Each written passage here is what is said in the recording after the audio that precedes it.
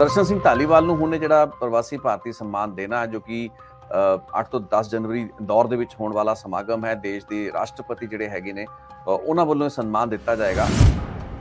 ਨਰਿੰਦਰ ਮੋਦੀ ਇੱਕ ਅਜਿਹੇ prime minister ਨੇ ਜੋ ਕਿ ਵਿਦੇਸ਼ਾਂ ਦੇ ਵਿੱਚ ਆਪਣੀ ਛਵੀ ਨੂੰ ਲੈ ਕੇ ਬੜੇ ਕੌਨਸ਼ੀਅਸ ਨੇ। ਦਰਸ਼ਨ ਸਿੰਘ ਧਾਲੀਵਾਲ ਤੇ ਬਹੁਤ ਸੇ ਅਜਿਹੇ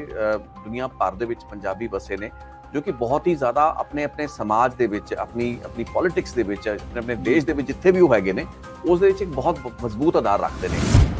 ਕਿਤੇ ਨਾ ਕਿਤੇ ਪੰਜਾਬ ਨੂੰ ਜਿੱਤਣਾ ਆਪਣੀ ਕਿਸੇ ਵੀ ਭਾਈਵਾਲ ਜਮਾਤ ਦੇ ਨਾਲ ਰਲ ਕੇ ਉਹ ਬੀਜੇਪੀ ਲਈ ਇੰਪੋਰਟੈਂਟ ਹੈ। ਕੇਂਦਰ ਸਰਕਾਰ ਨੇ ਦਰਸ਼ਨ ਸਿੰਘ ਧਾਲੀਵਾਲ ਨੂੰ ਪ੍ਰਵਾਸੀ ਭਾਰਤੀ ਸਨਮਾਨ ਦੇਣ ਦਾ ਐਲਾਨ ਕਰ ਦਿੱਤਾ ਹੈ। ਦੱਸ ਦਈਏ ਕਿ ਦਰਸ਼ਨ ਸਿੰਘ ਧਾਲੀਵਾਲ ਉਹੀ ਸ਼ਖਸ ਨੇ ਜਿਸ ਨੂੰ ਦਿੱਲੀ 에ਅਰਪੋਰਟ ਤੋਂ ਵਾਪਸ ਭੇਜ ਦਿੱਤਾ ਗਿਆ ਸੀ ਕਿਉਂਕਿ ਉਹ ਕਿਸਾਨ ਅੰਦੋਲਨ 'ਚ ਆਪਣਾ ਯੋਗਦਾਨ ਪਾ ਰਹੇ ਸੀਗੇ। ਦਰਸ਼ਨ ਸਿੰਘ ਧਾਲੀਵਾਲ US ਦੇ ਰਹਿਣ ਵਾਲੇ ਨੇ, ਉੱਥੇ ਫਿਲੈਂਥਰੋਪਿਸਟ ਵੀ ਨੇ ਤੇ ਉਹਨਾਂ ਨੂੰ ਕਿਹਾ ਗਿਆ ਸੀ ਵੀ ਤੁਸੀਂ ਕਿਸਾਨ ਅੰਦੋਲਨ ਤੋਂ ਆਪਣਾ ਜਿਹੜਾ ਸਮਰਥਨ ਹੈ ਉਹ ਵਾਪਸ ਲਓ, ਉਹ ਨਾ ਕਰੋ। ਤੇ ਦਰਸ਼ਨ ਸਿੰਘ ਧਾਲੀਵਾਲ ਸੁਰਜੀਤ ਸਿੰਘ ਰੱਖੜਾ ਜੋ ਕਿ ਸ਼੍ਰੋਮਣੀ ਅਕਾਲੀ ਦਲ ਦੇ ਸਰਕਾਰਾਂ ਦੇ ਅੰਦਰ ਮਿਨਿਸਟਰ ਵੀ ਰਹਿ ਚੁੱਕੇ, ਉਹਨਾਂ ਦੇ ਭਰਾ ਨੇ। ਤੇ ਇਹ ਕਿਵੇਂ ਤਬਦੀਲੀ ਆਈ ਹੈ, ਕਿਉਂ ਇਹ ਕਰ ਰਹੀ ਹੈ ਭਾਜਪਾ ਦੀ ਸਰਕਾਰ ਜੋ ਕੇਂਦਰ 'ਚ ਹੈਗੀ ਹੈ, ਇਸ ਦੇ ਪਿੱਛੇ ਕੀ ਸਿਆਸਤ ਹੈ, ਅੱਜ ਉਸ ਦੇ ਬਾਰੇ ਗੱਲਬਾਤ ਕਰਾਂਗੇ ਅੱਜ ਦੇ ਇਸ ਪ੍ਰੋਗਰਾਮ 'ਚ। ਮੈਂ ਸ਼ੁਭਕਰਮਨ ਸਿੰਘ ਧਾਲੀਵਾਲ, ਮੇਰੇ ਨਾਲ ਰਿਤੇਸ਼ ਲੱਖੀ ਜੀ। ਰਿਤੇਸ਼ ਜੀ ਬਹੁਤ ਬਹੁਤ ਸਵਾਗਤ ਹੈ। ਬਹੁਤ ਬਹੁਤ ਧੰਨਵਾਦ ਸ਼ੁਭਕਰਮਨ।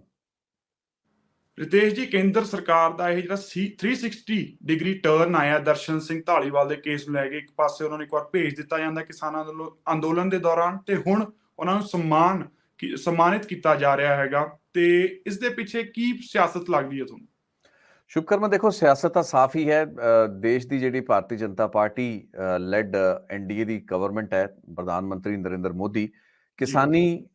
ਅੰਦੋਲਨ ਜਿਹੜਾ ਤੁਰਿਆ 3 ਖੇਤੀ ਕਾਨੂੰਨਾਂ ਨੂੰ ਲੈ ਕੇ, ਜਿਸ ਨੂੰ ਬਾਅਦ ਦੇ ਵਿੱਚ ਮਾਫੀ ਮੰਗ ਕੇ ਪ੍ਰਧਾਨ ਮੰਤਰੀ ਨੇ ਵਾਪਸ ਕੀਤਾ, ਉਸ ਪੂਰੀ ਦੀ ਪੂਰੀ ਮੁਹਿੰਮ ਤੇ ਅਭਿਆਨ ਦੇ ਵਿੱਚ ਜਿਹੜੇ ਲੋਕਾਂ ਨੇ ਵੀ ਕਿਸਾਨਾਂ ਦਾ ਸਾਥ ਦੇਣ ਦੀ ਕੋਸ਼ਿਸ਼ ਕੀਤੀ ਤੇ ਖਾਸ ਕਰਕੇ ਉਹ ਲੋਕ ਜੋ ਕਿ ਪ੍ਰਭਾਵਸ਼ਾਲੀ ਸਨ, ਰਸੂਖਦਾਰ ਸਨ, ਇੰਪੈਕਟਫੁਲ ਲੋਕ, ਇਨਫਲੂਐਂਸ਼ੀਅਲ ਲੋਕ ਮੰਨੇ ਜਾਂਦੇ ਨੇ, ਉਹਨਾਂ ਦੇ ਖਿਲਾਫ ਇੱਕ ਸ਼ੁਰੂਆਤੀ ਸਟੇਜ ਦੇ ਵਿੱਚ ਬਦਲਾਖੋਰੀ ਦੀ ਭਾਵਨਾ ਦੇ ਨਾਲ ਕੰਮ ਕੀਤਾ ਗਿਆ। ਦਰਜਨਾਂ ਦੀ ਗਿਣਤੀ ਦੇ ਵਿੱਚ NIA ਦੇ ਨੋਟਿਸਸ ਜਿਹੜੇ ਸੀ ਅਜਿਹੇ ਬਹੁਤ ਸੇ ਲੋਕਾਂ ਨੂੰ ਦਿੱਤੇ ਗਏ ਜੋ ਕਿ ਕਿਸਾਨ ਅੰਦੋਲਨ ਦੇ ਆਸ-ਪਾਸ ਵੀ ਨਜ਼ਰ ਆਏ। ਸੋ ਦਰਸ਼ਨ ਸਿੰਘ ਧਾਲੀਵਾਲ ਨੂੰ ਹੁਣ ਜਿਹੜਾ ਪ੍ਰਵਾਸੀ ਭਾਰਤੀ ਸਨਮਾਨ ਦੇਣਾ ਜੋ ਕਿ 8 ਤੋਂ 10 ਜਨਵਰੀ ਇੰਦੌਰ ਦੇ ਵਿੱਚ ਹੋਣ ਵਾਲਾ ਸਮਾਗਮ ਹੈ, ਦੇਸ਼ ਦੇ ਰਾਸ਼ਟਰਪਤੀ ਜਿਹੜੇ ਹੈਗੇ ਨੇ ਉਹਨਾਂ ਵੱਲੋਂ ਇਹ ਸਨਮਾਨ ਦਿੱਤਾ ਜਾਏਗਾ। ਇਹ ਇੱਕ ਬੜਾ ਵੱਡਾ ਯੂ ਟਰਨ ਭਾਰਤ ਦੀ ਜਿਹੜੀ ਸਰਕਾਰ ਦੀ ਜਿਹੜੀ ਸੋਚ ਹੈ ਉਸ ਦੇ ਵਿੱਚ ਹੈ, ਤੇ ਇਹ ਯੂ ਟਰਨ ਅਚਾਨਕ ਨਹੀਂ ਆਇਆ ਬਲਕਿ ਬੀਤੇ ਕਈ ਸਾਲਾਂ ਤੋਂ ਇਸ ਉੱਤੇ ਕੰਮ ਹੋ ਰਿਹਾ ਸੀ। ਕਿਉਂਕਿ ਦਰਸ਼ਨ ਸਿੰਘ ਧਾਲੀਵਾਲ ਨੂੰ ਜਦੋਂ ਵਾਪਸ ਮੋੜਿਆ ਜਾਂਦਾ ਹੈ 에ਅਰਪੋਰਟ ਤੱਕ ਤੇ ਉਹ ਆ ਜਾਂਦੇ ਨੇ, ਲੇਕਿਨ 에ਅਰਪੋਰਟ ਤੋਂ ਉਹਨਾਂ ਨੂੰ ਇੰਡੀਆ ਨਹੀਂ ਉਤਰਨ ਦਿੱਤਾ ਗਿਆ ਤੇ ਉਹਨਾਂ ਨੂੰ ਵਾਪਸ ਉੱਥੋਂ ਫਲਾਈਟ ਦੇ ਵਿੱਚ ਬਿਠਾਤਾ ਗਿਆ। ਇੱਕ ਬਹੁਤ ਵੱਡੀ ਐਮਬੈਰਸਮੈਂਟ ਸੀ ਕਿਉਂਕਿ 1900 ਦੱਸਿਆ ਜਾਂਦਾ ਕਿ ਅਰਲੀ 70s ਦੇ ਵਿੱਚ 71-72 ਦੇ ਵਿੱਚ ਅਮਰੀਕਾ ਜਾਂਦੇ ਨੇ ਦਰਸ਼ਨ ਸਿੰਘ ਧਾਲੀਵਾਲ ਨੇ। ਇੱਕ ਬਹੁਤ ਵੱਡਾ ਆਪਣਾ ਅੰਪਾਇਰ ਖੜਾ ਕੀਤਾ, ਬਿਜ਼ਨਸ ਅੰਪਾਇਰ ਵੀ ਸੀ, ਲੋਕ ਭਲਾਈ ਦੇ ਕੰਮਾਂ ਦੇ ਵਿੱਚ ਵੀ ਉਹਨਾਂ ਦਾ ਬੜਾ ਯੋਗਦਾਨ ਹੈ। ਉਹਨਾਂ ਦੇ ਜਿਹੜੇ ਭਰਾ ਪੰਜਾਬ ਦੀ ਸਿਆਸਤ ਦੇ ਵਿੱਚ ਐਕਟਿਵ ਰਹੇ ਨੇ। ਸੋ ਇਸ ਚੀਜ਼ ਨੂੰ ਨਜ਼ਰਅੰਦਾਜ਼ ਕਰਦਿਆਂ ਹੋਇਆਂ ਭਾਰਤ ਸਰਕਾਰ ਜਾਂ ਉਸ ਦੀਆਂ ਜਿਹੜੀਆਂ ਉਸ ਵਕਤ ਦੱਸਿਆ ਜਾਂਦਾ ਕਿ ਜਿਹੜੇ ਇਮੀਗ੍ਰੇਸ਼ਨ ਦੇ ਅਫਸਰ ਸਨ, ਉਹਨਾਂ ਨੇ ਦਰਸ਼ਨ ਸਿੰਘ ਧਾਲੀਵਾਲ ਦੇ ਖੁਦ ਦੇ ਆਪਣੇ ਮੀਡੀਆ ਸਟੇਟਮੈਂਟ ਜੋ ਮੈਂ ਸਟੱਡੀ ਕਰ ਰਿਹਾ ਸੀ ਉਸ ਵਿੱਚ ਇਹ ਲਿਖਿਆ ਸੀ ਕਿ ਉਹਨਾਂ ਤੋਂ ਇਹ ਪੁੱਛਿਆ ਗਿਆ, ਉਹਨਾਂ ਨੇ ਇਹ ਅਧਿਕਾਰੀਆਂ ਤੋਂ ਪੁੱਛਿਆ ਮੈਨੂੰ ਇੱਥੇ ਕਿਉਂ ਰੋਕਿਆ ਗਿਆ ਹੈ, ਤੇ ਉਹਨਾਂ ਤੋਂ ਉਲਟਾ ਜਵਾਬ ਇਹ ਕੀਤੇ ਗਏ ਕਿ ਤੁਸੀਂ ਜਿਹੜੇ ਕਿਸਾਨ ਅੰਦੋਲਨ ਦੇ ਜਿਹੜੇ ਲੰਗਰ ਲਾਏ ਹੋਏ ਨੇ ਉਹਨਾਂ ਨੂੰ ਕਿਉਂ ਲਾਇਆ ਹੋਇਆ ਹੈ। ਸੋ ਇਸ ਕਿਸਮ ਦਾ ਜਦੋਂ ਸਵਾਲ ਜਵਾਬ ਕੀਤੇ ਗਏ ਉਹਨਾਂ ਤੋਂ, ਇੱਕ ਫਜ਼ੀਹਤ ਜਾਂ ਐਮਬੈਰਸਮੈਂਟ ਜਾਂ ਜਿਹਨੂੰ ਕਹਿੰਦੇ ਖੱਜਲ ਖੁਆਰ ਕਰਨ ਦੀ ਕੋਸ਼ਿਸ਼ ਸੀ। ਅਜਿਹੇ ਬਹੁਤ ਸੇ ਲੋਕਾਂ ਨਾਲ ਹੋਰ ਵੀ ਹੋਇਆ, ਕਈਆਂ ਦੇ ਖਿਲਾਫ ਤਾਂ ਜਿਹੜੇ ਕੇਸ ਵਗੈਰਾ ਵੀ ਰਜਿਸਟਰਡ ਹੋ ਗਏ। NIA ਨੇ ਨੋਟਿਸ ਕਰਕੇ ਪੁੱਛਗਿੱਛ ਲਈ ਵੀ ਅਜਿਹੇ ਲੋਕਾਂ ਨੂੰ ਬੁਲਾਇਆ ਸੀ। ਸੋ ਉਸ ਦਾ ਹੀ ਸ਼ਿਕਾਰ ਦਰਸ਼ਨ ਧਾਲੀਵਾਲ ਬਣਦੇ ਨੇ। ਲੇਕਿਨ ਮੈਨੂੰ ਲੱਗਦਾ ਵੀ ਭਾਰਤ ਸਰਕਾਰ ਨੂੰ ਕੁਝ ਸਮੇਂ ਬਾਅਦ ਇਸ ਚੀਜ਼ ਦੀ ਸਮਝ ਆ ਚੁੱਕੀ ਸੀ ਕਿ ਵਿਦੇਸ਼ ਦੇ ਵਿੱਚ ਬੈਠੇ ਜਿਹੜੇ ਪੰਜਾਬੀ ਡਾਇਸਪੋਰਾ ਹੈ ਤੇ ਖਾਸ ਕਰਕੇ ਸਿੱਖ ਡਾਇਸਪੋਰਾ ਹੈ, ਉਹਨਾਂ ਨੂੰ ਨਾਲ ਲੈ ਕੇ ਤੁਰਨਾ ਕਿੱਡਾ ਜ਼ਿਆਦਾ ਜ਼ਰੂਰੀ ਹੈ। ਤੇ ਬੀਤੇ ਤਕਰੀਬਨ 1-1.5 ਸਾਲ ਤੋਂ ਤੁਸੀਂ ਦੇਸ਼ ਦੇ ਪ੍ਰਧਾਨ ਮੰਤਰੀ ਦੀ ਕੋਸ਼ਿਸ਼ਾਂ ਵੇਖੋ, ਬਹੁਤ ਸੇ ਮੁਲਕਾਂ ਦੇ ਵਿੱਚ, ਉਸ ਦੇ ਵਿੱਚ ਅਮਰੀਕਾ ਸ਼ਾਮਲ ਹੈ, ਉਸ ਦੇ ਵਿੱਚ ਆਸਟ੍ਰੇਲੀਆ ਸ਼ਾਮਲ ਹੈ, ਆਫ ਕੋਰਸ ਕੈਨੇਡਾ ਉਸ ਦੇ ਵਿੱਚ ਅਜੇ ਸ਼ਾਮਲ ਨਹੀਂ ਹੈ, ਲੇਕਿਨ ਇੱਥੇ ਬਹੁਤ ਸੇ ਫੰਕਸ਼ਨਸ ਕੀਤੇ ਗਏ ਨੇ ਦੇਸ਼ ਦੇ ਪ੍ਰਧਾਨ ਮੰਤਰੀ ਦੀ ਛਵੀ ਨੂੰ, ਨਰਿੰਦਰ ਮੋਦੀ ਦੀ ਛਵੀ ਨੂੰ ਲਿਸ਼ਕਾ ਕੇ ਦਿਖਾਉਣ ਦੀ ਕੋਸ਼ਿਸ਼। ਸੋ ਇਸੇ ਕੋਸ਼ਿਸ਼ ਦੇ ਤਹਿਤ ਕਿਉਂਕਿ ਪੰਜਾਬੀ ਤੇ ਸਿੱਖ ਭਾਈਚਾਰਾ ਡਾਇਸਪੋਰਾ ਜਿਹੜਾ ਹੈ ਉਹ ਇੱਕ ਬਹੁਤ ਹੀ ਇੰਪੈਕਟਫੁਲ ਪ੍ਰਭਾਵਸ਼ਾਲੀ ਡਾਇਸਪੋਰਾ ਹੈ। ਸੋ ਉਸ ਨੂੰ ਇਗਨੋਰ ਨਹੀਂ ਕੀਤਾ ਜਾ ਸਕਦਾ ਤੇ ਉਸ ਦੇ ਜਿਹੜੇ ਸਮਰੱਥ ਲੋਕ ਨੇ, ਕਾਬਲ ਲੋਕ ਨੇ, ਇਨਫਲੂਐਂਸ਼ੀਅਲ ਲੋਕ ਨੇ, ਉਹਨੂੰ ਤਾਂ ਬਿਲਕੁਲ ਹੀ ਨਹੀਂ ਕੀਤਾ ਜਾ ਸਕਦਾ। ਇਸ ਚੀਜ਼ ਦੀ ਜਿਹੜੀ ਸਮਝ ਹੈ ਮੈਨੂੰ ਲੱਗਦਾ ਦੇਰ ਹੈ ਦੁਰਸਤ ਹੈ, ਕਿਉਂਕਿ ਹੁਣ ਕਿਸਾਨੀ ਅੰਦੋਲਨ ਵੀ ਖਤਮ ਹੋ ਚੁੱਕਾ ਹੈ ਤੇ ਕਿਸਾਨੀ ਅੰਦੋਲਨ ਦੇ ਜਿਹੜੇ ਕਾਰਨ ਸਨ ਉਹ ਸਮਾਪਤ ਹੋਣ ਦੇ ਕਾਰਨ ਦੇਸ਼ ਦੀ ਸਰਕਾਰ ਨੇ ਮੁਨਾਸਬ ਸਮਝਿਆ। ਤੇ ਖੁਸ਼ੀ ਦੀ ਗੱਲ ਇਹ ਹੈ ਕਿ ਦਰਸ਼ਨ ਸਿੰਘ ਧਾਲੀਵਾਲ ਨੇ ਵੀ ਇਸ ਨੂੰ ਖਿੜੇ ਮੱਥੇ ਲਿਆ, ਕਿਉਂਕਿ ਜਿਸ ਤਰੀਕੇ ਦੀ ਉਹਨਾਂ ਨੂੰ ਫਜ਼ੀਹਤ ਦਾ ਸਾਹਮਣਾ 에ਅਰਪੋਰਟ ਉੱਤੇ ਕਰਨਾ ਪਿਆ ਸੀ, ਲੱਗ ਰਿਹਾ ਸੀ ਕਿ ਜੇ ਭਾਰਤ ਸਰਕਾਰ ਨੇ ਅਜਿਹੀ ਪੇਸ਼ਕਸ਼ ਕੀਤੀ ਵੀ ਹੈ ਵੀ ਉਹਨਾਂ ਨੂੰ ਅਵਾਰਡ ਦੇ ਰਹੇ ਨੇ ਤੇ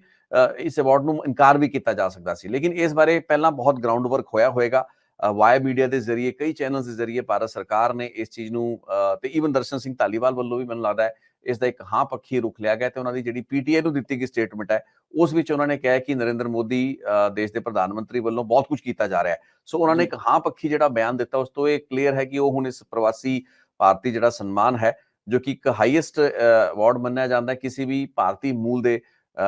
ਐਨਆਰਆਈ ਦਾ ਕਹਿ ਲਈਏ ਜਾਂ ਪ੍ਰਵਾਸੀ ਦਾ ਕਹਿ ਲਈਏ, ਉਹ ਉਹਨਾਂ ਨੂੰ ਦਿੱਤਾ ਜਾਏਗਾ। ਸੋ ਇੱਕ ਚੰਗੀ ਰਿਕਨਸੀਲੀਏਸ਼ਨ ਹੈ ਜੋ ਕਿ ਹੋ ਰਹੀ ਹੈ। ਹਾਲਾਂਕਿ ਇਸ ਦੇ ਪਿੱਛੇ ਵੀ ਬਹੁਤ ਕਿੰਤੂ ਪਰੰਤੂ ਬਣਦੇ ਨੇ ਕਿਉਂਕਿ ਜਿਸ ਤਰੀਕੇ ਦੇ ਨਾਲ ਐਡੇ ਵੱਡੇ ਬਿਜ਼ਨਸਮੈਨ ਨੂੰ, ਐਡੇ ਵੱਡੇ ਫਿਲੈਂਥਰੋਪਿਸਟ ਨੂੰ, ਲੋਕ ਸੇਵਾ ਵਿੱਚ ਲੱਗੇ ਹੋਏ ਸ਼ਖਸ ਨੂੰ ਖੱਜਲ ਖੁਆਰ ਕੀਤਾ ਗਿਆ 에ਅਰਪੋਰਟ ਦੇ ਉੱਤੇ, ਉਹ ਵੀ ਇਸ ਵਾਸਤੇ ਕਿ ਉਹਨੇ ਕਿਸਾਨਾਂ ਦਾ ਹੱਕ ਲਈ ਹਾਂ ਦਾ ਨਾਰਾ ਮਾਰਿਆ, ਖੜੇ ਹੋਏ, ਲੰਗਰ ਹੀ ਲਾਇਆ ਸੀ, ਕੋਈ ਐਡਾ ਵੱਡਾ ਲੰਬਾ ਚੌੜਾ ਕੰਮ ਨਹੀਂ ਸੀ। ਲੇਕਿਨ ਇੱਕ ਸੌੜੀ ਜਿਹੜੀ ਸੋਚ ਹੈ ਸਰਕਾਰ ਦੀ ਏਜੰਸੀਆਂ ਦੀ ਭਾਰਤ ਦੇ ਵਿੱਚ ਜਿਹੜੀਆਂ ਕੰਮ ਕਰਦੀਆਂ ਨੇ, ਉਸ ਵਕਤ ਦੇ ਜਿਹੜੇ ਹਾਲਾਤ ਸਨ ਉਸ ਵਕਤ ਉਹਨਾਂ ਨੂੰ ਇੰਝ ਲੱਗ ਰਿਹਾ ਸੀ ਕਿ ਜਿਹੜੇ ਲੰਗਰਾਂ ਦਾ ਜਾਂ ਕਿਸਾਨਾਂ ਦੇ ਧਰਨੇ ਦੇ ਵਿੱਚ ਜਿਹੜਾ ਪੈਸਾ ਆ ਰਿਹਾ ਪਤਾ ਨਹੀਂ ਕਿਹੜੇ ਸੋਰਸਿਸ ਤੋਂ ਆ ਰਿਹਾ। ਸੋ ਇਸ ਚੀਜ਼ ਨੂੰ ਬਹਾਨਾ ਬਣਾ ਕੇ ਇਹਨਾਂ ਨੂੰ ਪਹਿਲਾਂ ਖੱਜਲ ਖੁਆਰ ਕੀਤਾ ਗਿਆ ਤੇ ਅੱਜ ਜੇ ਕਹਿੰਦੇ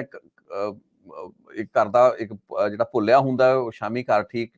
ਮੌਕੇ ਤੇ ਆ ਜਾਏ ਤਾਂ ਉਸਨੂੰ ਆਪਾਂ ਭੁੱਲਿਆ ਨਹੀਂ ਕਹਿੰਦੇ। ਸੋ ਭਾਰਤ ਸਰਕਾਰ ਦਾ ਵੀ ਅਜਿਹਾ ਯੂ ਟਰਨ ਮੰਨਿਆ ਜਾ ਸਕਦਾ ਹੈ ਜੀ। ਤੇ ਭਾਜਪਾ ਜੋ ਹੈ ਲਗਾਤਾਰ ਪੰਜਾਬ ਦੇ ਉੱਤੇ ਖਾਸ ਤੌਰ ਤੇ ਜਦੋਂ ਕਿਸਾਨ ਅੰਦੋਲਨ ਹੋਇਆ ਉਸਦਾ ਸਮਝੌਤਾ ਹੋਇਆ ਉਸ ਤੋਂ ਬਾਅਦ ਤੋਂ ਪੰਜਾਬ ਦੇ ਉੱਤੇ ਬਹੁਤ ਵੱਡਾ ਫੋਕਸ ਪੂਰਾ ਕਰਕੇ ਉਹਨਾਂ ਨੇ ਰੱਖਿਆ ਹੋਇਆ, ਰਣਨੀਤੀਆਂ ਵੀ ਲਾ ਰਹੇ ਨੇ, ਬਹੁਤ ਸਾਰੀ ਟੀਮ ਵੀ ਜਿਹੜੀ ਆ ਹੋਰ ਜਿਹੜੇ ਸਿਆਸਤਦਾਨ ਉਹ ਵੀ ਉਹਨਾਂ ਨੇ ਕਾਂਗਰਸ ਦੇ ਹੋਣ ਜਾਂ ਅਕਾਲੀ ਦਲ ਦੇ ਹੋਣ ਆਪਣੀ ਪਾਰਟੀ ਸ਼ਾਮਿਲ ਕੀਤੇ ਨੇ ਤਾਂ ਕਿ ਨਵੇਂ ਸਿਰੇ ਤੋਂ ਢਾਂਚਾ ਖੜਾ ਹੋ ਸਕੇ। ਤੁਹਾਨੂੰ ਲੱਗਦਾ ਇਹ ਸਾਰੀਆਂ ਚੀਜ਼ਾਂ ਜੋ ਕੇਂਦਰ ਦੀ ਸਰਕਾਰ ਜਾਂ ਭਾਜਪਾ ਕਰ ਰਹੀ ਹੈ ਇਹਦੇ ਨਾਲ ਜਿਹੜੀ ਕੜਵਾਹਟ ਹੈ ਉਹਨਾਂ ਦੇ ਪੰਜਾਬ ਦੇ ਲੋਕਾਂ ਦੇ ਅੰਦਰ ਉਹਨਾਂ ਪ੍ਰਤੀ ਉਹ ਘਟੂਗੀ, ਇਹਦੇ ਨਾਲ ਬਹੁਤ ਜ਼ਿਆਦਾ ਹੋਰ ਇੰਪੈਕਟ ਪਊਗਾ? ਦੇਖੋ ਜੀ, ਕੜਵਾਹਟ ਘਟਣਾ ਨਾ ਘਟਣਾ ਇਹ ਤਾਂ ਨਤੀਜੇ ਆਪਾਂ ਇਸ ਦੇ ਬਾਰੇ ਕੋਈ ਪ੍ਰੈਡਿਕਸ਼ਨ ਦੇ ਨਹੀਂ ਸਕਦੇ, ਲੇਕਿਨ ਲੋਕਾਂ ਦੇ ਮਨਾਂ ਦੇ ਵਿੱਚ ਇਸ ਗੱਲ ਨੂੰ ਲੈ ਕੇ ਇੱਕ ਉੜਤਨ ਜ਼ਰੂਰ ਸੀ ਕਿ ਤੁਸੀਂ ਇੱਕ ਸਾਲ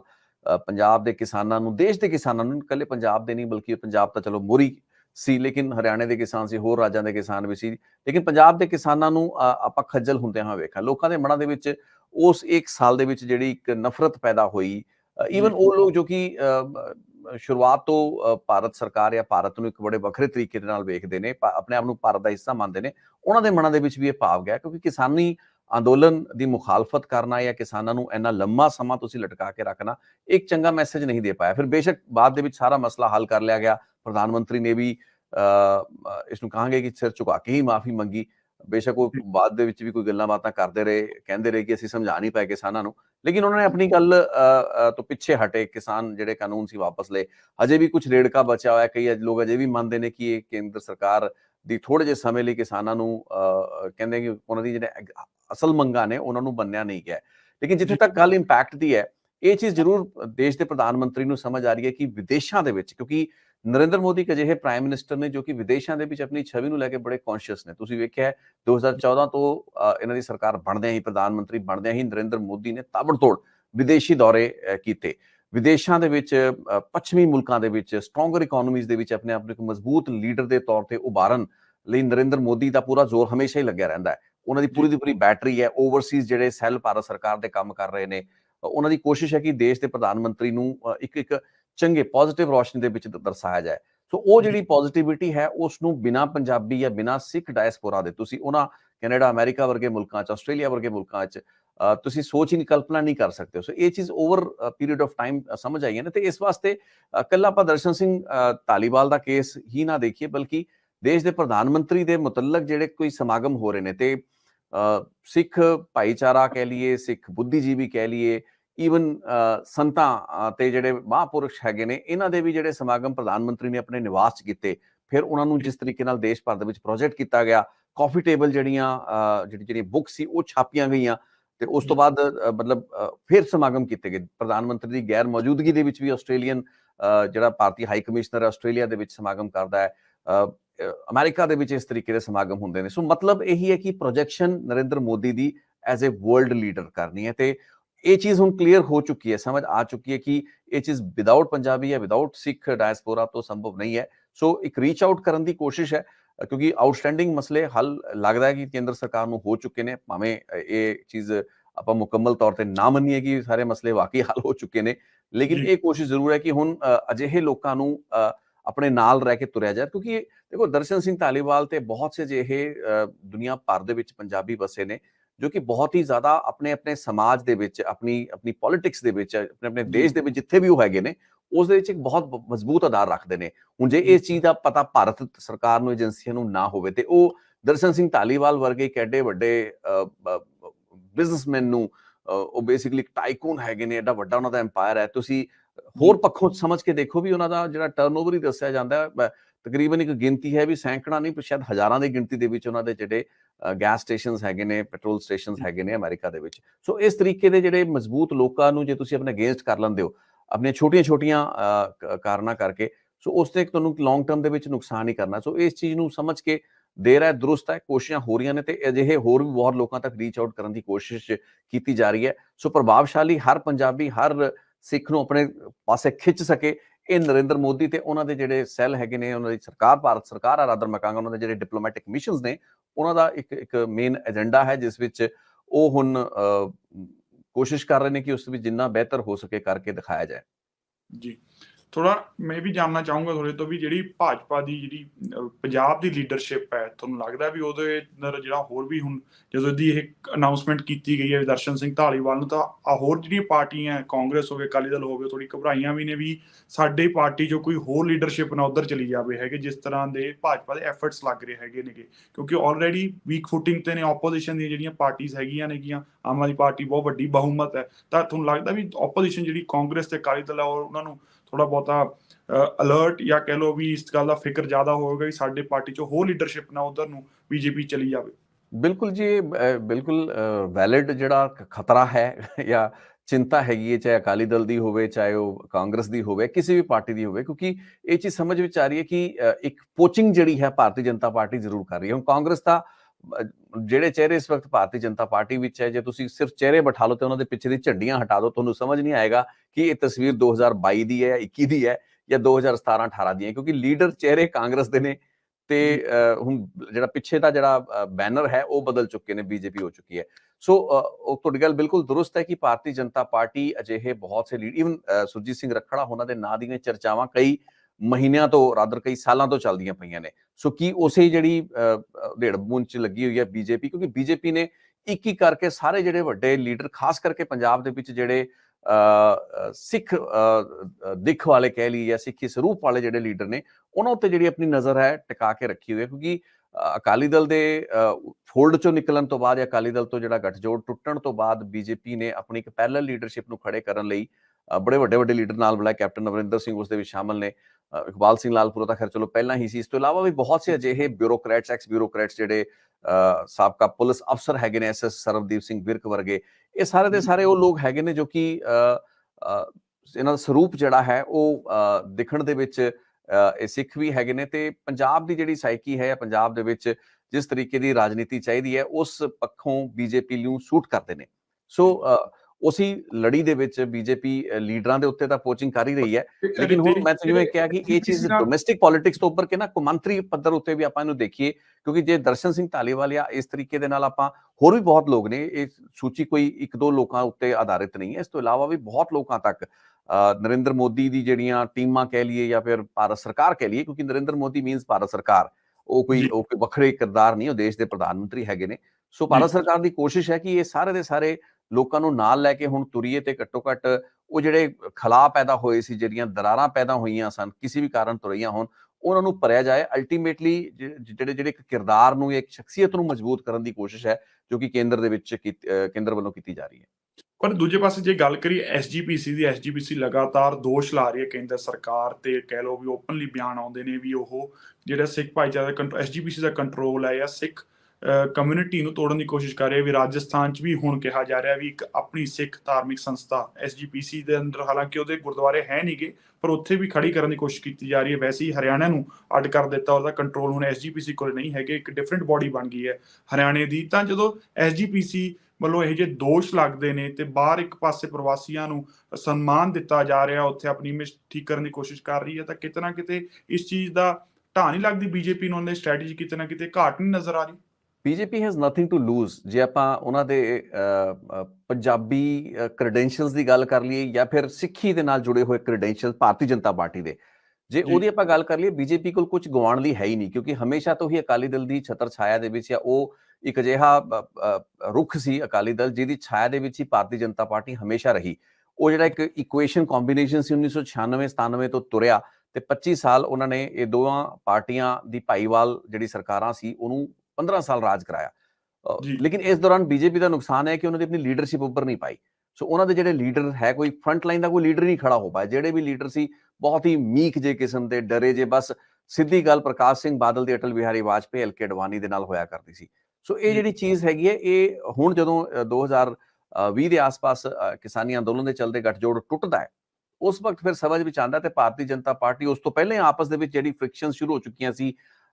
ਆਪਣੇ ਆਪ ਨੂੰ ਇੱਕ ਸਿੱਖ ਤੇ ਪੰਥਕ ਪਾਰਟੀ ਤੋਂ ਇੱਕ ਪੰਜਾਬੀ ਪਾਰਟੀ ਬਣਾਉਣ ਵਾਲੇ ਪਾਸੇ ਅਕਾਲੀ ਦਲ ਮੁੜ ਚੁੱਕਾ ਸੀ। 96 ਤੋਂ ਹੀ ਮੋਗਾ ਕਾਨਫਰੰਸ ਦੇ ਵਕਤ ਤੋਂ ਹੀ ਕੰਮ ਸ਼ੁਰੂ ਹੋ ਚੁੱਕਾ ਸੀ। ਲੇਕਿਨ 2009-10 ਤੋਂ ਬਾਅਦ, ਜਦ ਤੋਂ ਸੁਖਬੀਰ ਬਾਦਲ ਪ੍ਰਧਾਨ ਬਣੇ, ਤਾਂ ਪਾਰਟੀ ਨੇ ਆਪਣਾ ਜਿਹੜਾ ਪੰਥਕ ਕ੍ਰੈਡੈਂਸ਼ੀਅਲ ਸੀ ਉਸ ਨੂੰ ਲੂਜ਼ ਹੀ ਕੀਤਾ। ਇਸ ਚੱਕਰ ਦੇ ਵਿੱਚ ਵੀ ਅਸੀਂ ਹਿੰਦੂ ਲੀਡਰਾਂ ਨੂੰ ਰਲਾ ਲਈਏ। 2012 ਦੇ ਵਿੱਚ ਕਈ ਹਿੰਦੂ ਲੀਡਰਾਂ ਨੂੰ ਇਹਨਾਂ ਨੇ ਟਿਕਟਾਂ ਦਿੱਤੀਆਂ ਤੇ ਉਹ ਜਿੱਤ ਵੀ ਗਏ। तो अकाली दल ने कोशिश की कि साडे कोल तां हुण हिंदू लीडरशिप भी आ गई, हिंदू वोट बैंक भी साडे कोल आ गया, लेकिन एक गलत फहमी सी, उल्टा उस चक्कर च उन्हां दा पंथक जिहड़ा बेस सी वो भी खत्म हो गया। सो अकाली दल दीयां या एसजीपीसी दीयां जिहड़े, क्योंकि एसजीपीसी एक तरीके नाल माउथ पीस ऑर्गेनाइजेशन ही है, अकाली दल तो बाहर नहीं है। सो उन्हां दे बयान बीजेपी दे मुतलक या केंद्र दे मुतलक, तुसीं हरियाणा एसजीपीसी दा जिहड़ा वक्री एसजीपीसी, इह तां 2014 ਦੇ ਵਿੱਚ ਬਣੀ ਸੀ ਜਦੋਂ ਕਾਂਗਰਸ ਦੀ ਸਰਕਾਰ ਸੀ। ਉਸ ਵਕਤ ਕਾਂਗਰਸ ਤਾਂ ਖੈਰ ਅਕਾਲੀ ਦਲ ਦੀ ਸ਼ੁਰੂ ਤੋਂ ਹੀ ਇੱਕ ਦੁਸ਼ਮਣ ਜਮਾਤ ਰਹੀ ਹੈ। ਸੋ ਅੱਜ ਬੀਜੇਪੀ ਦੇ ਮੁਤਲਕ ਵੀ ਉਹੀ ਗੱਲਾਂ ਬਾਤਾਂ, ਉਸੇ ਕਿਸਮ ਦੀ ਜਿਹੜੀ ਗੱਲਾਂ ਬਾਤਾਂ ਜਿਨ੍ਹਾਂ ਦੇ ਨਾਲ 25-25 ਸਾਲ, 23-23, 24-24 ਸਾਲ ਤੁਸੀਂ ਉਹਨਾਂ ਚੋਂ ਡੇਢ ਦਹਾਕਾ ਸੱਤਾ ਦਾ ਸੁੱਖ ਮਾਣਿਆ, ਅੱਜ ਉਹਨਾਂ ਨੂੰ ਕਹਿ ਰਹੇ ਨੇ ਜੀ ਕਿ ਦੇਸ਼ ਵਿਰੋਧੀ ਹੈ, ਸਾਡਾ ਨੁਕਸਾਨ ਕਰਨਾ ਚਾਹ ਰਿਹਾ, ਜਦੋਂ ਕਿ ਤੁਸੀਂ ਹਿੰਦੂ ਵੋਟ ਬੈਂਕ ਦੇ ਉੱਤੇ ਜਾਂ ਹਿੰਦੂ ਜਿਹੜੇ ਲੀਡਰਾਂ ਤੇ ਸੀ, ਹਿੰਦੂ ਸੀਟਾਂ ਸੀ, ਉੱਥੇ ਆਪਣੇ ਕੈਂਡੀਡੇਟ ਉਤਾਰ ਕੇ ਪੋਚਿੰਗ ਉਧਰੋਂ ਵੀ ਹੋਣੀ ਸ਼ੁਰੂ ਹੋਈ ਸੀ। ਹੁਣ ਉਹੀ ਚੀਜ਼, ਉਹੀ ਰਿਵਰਸ ਇੰਪੈਕਟ ਹੋ ਰਿਹਾ, ਤੇ ਭਾਰਤੀ ਜਨਤਾ ਪਾਰਟੀ ਉਹੀ ਕਰਨ ਦੀ ਕੋਸ਼ਿਸ਼ ਕਰਦੀ ਪਈ ਹੈ ਪੰਜਾਬ ਦੇ ਵਿੱਚ। ਸੋ ਇਹ ਤਾਂ ਇੱਕ ਰਾਜਨੀਤੀ ਦੀ ਖੇਡ ਹੈ, ਲੇਕਿਨ ਇਹ ਗੱਲ ਮੰਨਣੀ ਪਏਗੀ ਕਿ ਅਕਾਲੀ ਦਲ ਕੀ ਕਹਿ ਰਿਹਾ, ਕੀ ਨਹੀਂ ਕਹਿ ਰਿਹਾ। ਇਸ ਗੱਲ ਨੂੰ ਜ਼ਿਆਦਾ ਗੰਭੀਰਤਾ ਨਾਲ ਲੈਣ ਦੀ ਲੋੜ ਇਸ ਵਾਸਤੇ ਨਹੀਂ, ਕਿਉਂਕਿ ਅੱਜ ਤੋਂ ਕੁਝ ਮਹੀਨੇ ਬਾਅਦ ਜਾਂ ਹੋ ਸਕਦਾ ਕੁਝ ਸਾਲ ਬਾਅਦ, ਕਿਆ ਪਤਾ ਫਿਰ ਉਹੀ ਗੱਠਜੋੜ ਇਕੱਠਾ ਹੋ ਜਾਏ, ਜਿਸ ਦੀਆਂ ਚਰਚਾਵਾਂ ਨੇ। ਇਹ ਮੰਨਿਆ ਜਾ ਰਿਹਾ ਵੀ ਬੀਜੇਪੀ ਤੇ ਅਕਾਲੀ ਦਲ ਇੱਕ ਦੂਸਰੇ ਤੋਂ ਬਗੈਰ ਪੰਜਾਬ ਦੀ ਸਿਆਸਤ ਦੇ ਵਿੱਚ ਕੁਝ ਨਹੀਂ ਕਰ ਸਕਦੇ। ਸੋ ਜਦੋਂ ਅਜਿਹੀ ਸਥਿਤੀ ਹੋਵੇ, so you never know, politics ਸੰਭਾਵਨਾਵਾਂ ਦਾ ਖੇਡ ਹੈ, ਕੁਝ ਵੀ ਰੂਲ ਆਊਟ ਨਹੀਂ ਕੀਤਾ ਜਾ ਸਕਦਾ। ਇਹਨਾਂ ਦੇ ਜਿਹੜੇ ਬਿਆਨ ਹੈਗੇ ਨੇ ਉਹ ਕੁਝ ਮਹੀਨਿਆਂ ਦੇ ਵਿੱਚ, ਹਫ਼ਤਿਆਂ ਦੇ ਵਿੱਚ ਬਦਲ ਜਾਂਦੇ ਨੇ, ਆਪਾਂ ਤਾਂ ਸਾਲਾਂ ਦੀ ਗੱਲ ਕਰਦੇ ਪਏ। So let's not take these statements very seriously। ਲੇਕਿਨ ਇਹ ਗੱਲ ਹੈ ਕਿ ਬੀਜੇਪੀ ਨੇ ਇੱਕ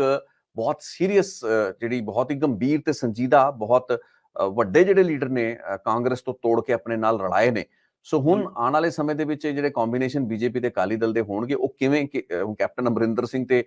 ਸੁਖਬੀਰ ਬਾਦਲ ਜਾਂ ਪ੍ਰਕਾਸ਼ ਸਿੰਘ ਬਾਦਲ ਨੂੰ ਆਪਾਂ ਇੱਕ ਧੜੇ ਦੇ ਵਿੱਚ ਕੀ ਭਵਿੱਖ ਦੇ ਵਿੱਚ ਦੇਖ ਸਕਦੇ ਹਾਂ, ਜੇ ਕੋਈ ਅਜਿਹਾ ਕੰਬੀਨੇਸ਼ਨ ਦੁਬਾਰਾ ਬਣਦਾ ਅਕਾਲੀ ਦਲ ਦਾ ਤੇ ਬੀਜੇਪੀ ਦਾ, ਕਿਉਂਕਿ ਹੁਣ ਤੱਕ ਬੀਜੇਪੀ ਦੇ ਵਿੱਚ ਸ਼ਾਮਲ ਹੋ ਚੁੱਕੇ ਨੇ ਕੈਪਟਨ ਅਮਰਿੰਦਰ ਸਿੰਘ। ਸੋ ਇਹ ਸਾਰੀ ਚੀਜ਼ਾਂ ਵੇਖਣ ਵਾਲੀਆਂ ਹੋਣਗੀਆਂ, ਲੇਕਿਨ ਇਹ ਸਰਟਨ ਗੱਲ ਹੈ ਕਿ ਬੀਜੇਪੀ ਹੁਣ ਆਪਣੇ ਕਹਿੰਦਾ ਇਕਲਾ ਚਲੋ ਆਪਣੇ ਬੂਤੇ ਉੱਤੇ ਪੰਜਾਬ ਦੇ ਵਿੱਚ ਤੁਰਨਾ ਚਾਹ ਰਹੀ ਹੈ।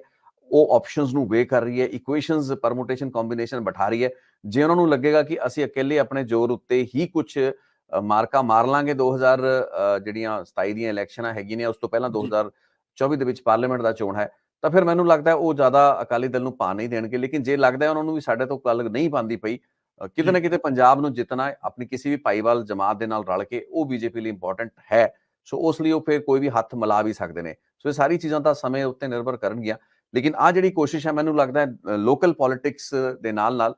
ਕੌਮਾਂਤਰੀ ਪੱਧਰ ਉੱਤੇ ਜਿਹੜੀ ਇੱਕ ਇਮੇਜ ਬਿਲਡਿੰਗ ਹੈ ਨਰਿੰਦਰ ਮੋਦੀ ਦੀ, ਦੇਸ਼ ਦੇ ਪ੍ਰਧਾਨ ਮੰਤਰੀ ਦੀ, ਉਸ ਦਾ ਇੱਕ ਵੱਡਾ ਹਿੱਸਾ ਹੈ, ਕਿਉਂਕਿ ਇਹ ਗਲੋਬਲੀ ਹੋ ਰਹੀ ਹੈ। ਤੇ ਇਹ ਚੀਜ਼ ਮਹਿਸੂਸ ਕੀਤੀ ਜਾ ਰਹੀ ਹੈ ਕਿ ਜਿੰਨੇ ਵੀ ਫੋਰਨ ਮਿਸ਼ਨਸ ਨੇ, ਉਹਨਾਂ ਨੂੰ ਇਸ ਚੀਜ਼ ਦੀ ਜਿਹੜੀ ਲੋੜ ਮਹਿਸੂਸ ਵੀ ਹੋਵੇ, ਉਸ ਚੀਜ਼ ਦੀ ਇੰਪੋਰਟੈਂਸ ਨੂੰ ਵੀ ਉਹ ਰਿਅਲਾਈਜ਼ ਕਰ ਚੁੱਕੇ ਨੇ ਕਿ ਸਾਨੂੰ ਜ਼ਿਆਦਾ ਵਿਦੇਸ਼ਾਂ ਦੇ ਵਿੱਚ we need more men on ground, we need more men working, talking। ਸੋ ਜਿੰਨੇ ਸਾਡੇ ਸਾਥੀ ਹੋਣਗੇ, ਜਿੰਨੇ ਸਾਡੇ ਹਮ ਖਿਆਲ ਲੋਕ ਵਿਦੇਸ਼ਾਂ ਦੇ ਵਿੱਚ ਬੈਠ ਕੇ ਸਾਡੀ ਗੱਲ ਕਰਨ, ਉਨਾ ਹੀ ਬੈਟਰ ਹੈ। ਤੇ ਉਹ ਜਿੰਨੇ ਮਜ਼ਬੂਤ ਹੋਣਗੇ, ਉਨਾ ਹੀ ਭਾਰਤੀ ਜਨਤਾ ਪਾਰਟੀ ਤੇ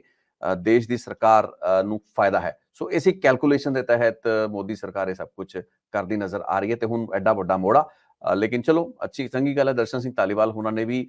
ਖੁੱਲੇ ਮਨ ਦੇ ਨਾਲ ਇਸ ਸੱਦੇ ਨੂੰ ਸਵੀਕਾਰ ਕੀਤਾ, ਤੇ ਉਹਨਾਂ ਦੇ ਮਨ ਦੇ ਵਿੱਚੋਂ ਜਿਹੜੀ ਫਜ਼ੀਹਤ ਹੋਈ, ਕੁੜੱਤਨ ਸੀ, ਉਹ ਨਿਕਲ ਚੁੱਕੀ ਹੈ। ਐਂਡ ਲੈਟ ਬਾਈਗੌਨਸ ਬੀ ਬਾਈਗੌਨਸ, ਉਹ ਰੂਲ ਦੇ ਉੱਤੇ ਚੱਲਦੇ ਪਏ ਨੇ, ਵਿਚ ਇਜ਼ ਅ ਵੈਲਕਮ ਥਿੰਗ।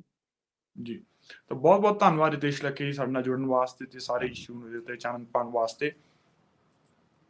ਤਾਂ ਇੱਕ ਗੱਲ ਸਾਫ਼ ਹੈ, ਬੀਜੇਪੀ ਬਹੁਤ ਸੋਚ ਸਮਝ ਕੇ ਇੱਕ ਸਟ੍ਰੈਟਜੀ ਦੇ ਤਹਿਤ ਪੰਜਾਬ ਦੇ ਅੰਦਰ ਜਾਂ ਕਹਿ ਲਓ ਸਿੱਖ ਕਮਿਊਨਿਟੀ ਦੇ ਲੈ ਕੇ ਚੱਲ ਰਹੀ ਹੈਗੀ ਆ। ਉਹ ਜਿੰਨੇ ਵੀ ਉਹਨਾਂ ਤੋਂ ਗਲਤੀਆਂ ਹੋਈਆਂ ਨੇ ਕਿਸਾਨਾਂ ਨੂੰ ਅੰਦੋਲਨ ਦੇ ਦੌਰਾਨ ਜਾਂ ਉਸ ਤੋਂ ਬਾਅਦ ਵੀ ਉਸ ਨੂੰ ਇੰਪਰੂਵ ਕਹਿ ਲਓ ਜਾਂ ਉਸ ਦੇ ਉੱਤੇ ਉਹਨੂੰ ਸੁਧਾਰਨ ਦੀ